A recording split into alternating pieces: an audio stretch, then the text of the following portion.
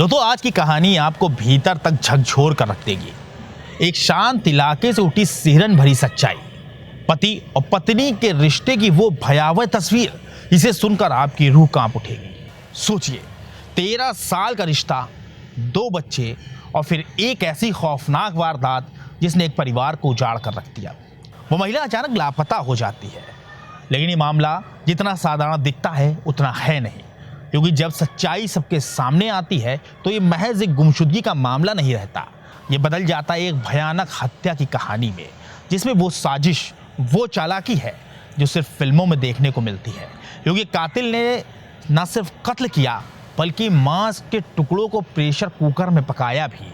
क्यों चौंक गए ना आप? लेकिन ये बिल्कुल सच है।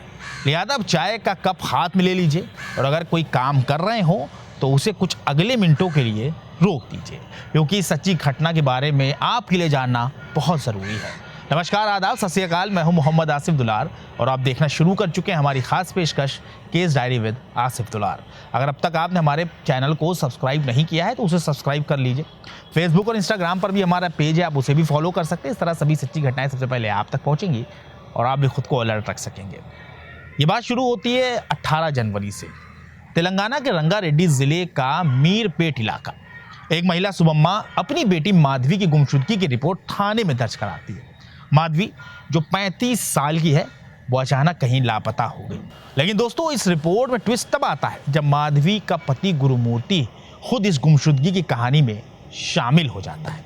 गुरुमूर्ति सेना से रिटायर्ड है और इस वक्त कंचन बाग में सिक्योरिटी गार्ड की नौकरी करता है, जिससे उसका परिवार चलता है।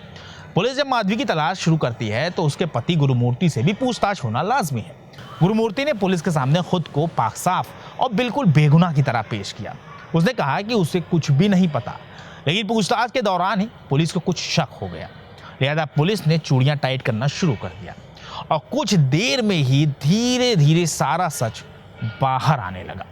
माधवी और गुरुमूर्ति, जो पिछले 13 सालों से शादीशुदा हैं और अपने 2 बच्चों के साथ एक सामान्य जीवन जी रहे थे, उनके रिश्तों में बीते कुछ समय से दरारें आ चुकी थी। हाल ही में गुजरे 16 जनवरी को, यानी घटना के दिन, दोनों के बीच किसी बात को लेकर बहस होती है।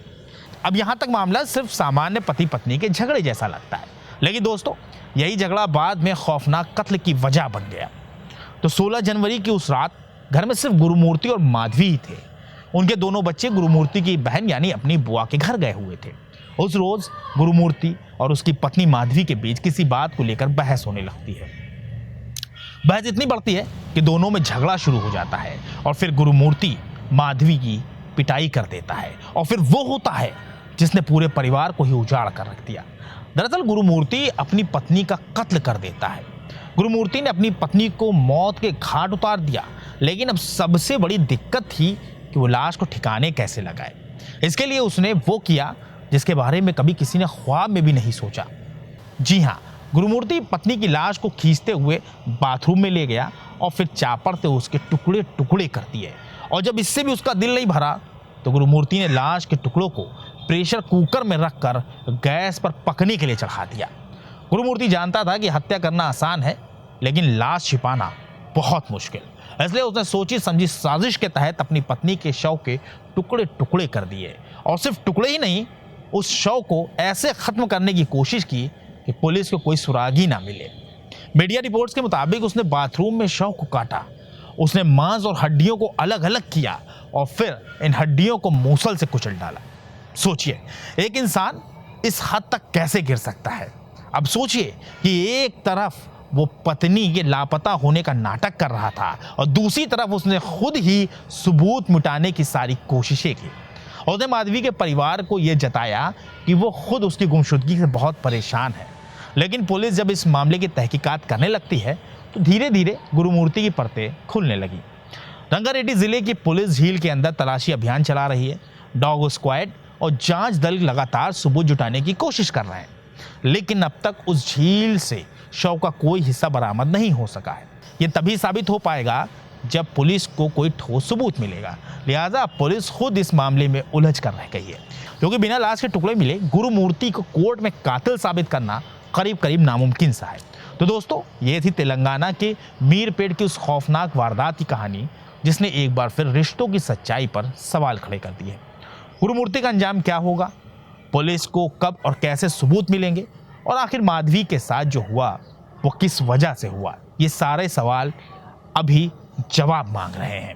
इस कहानी से हम सबक ले सकते हैं कि हमारे रिश्तों में संवाद की कितनी अहमियत है। हिंसा किसी भी समस्या का हल नहीं हो सकता।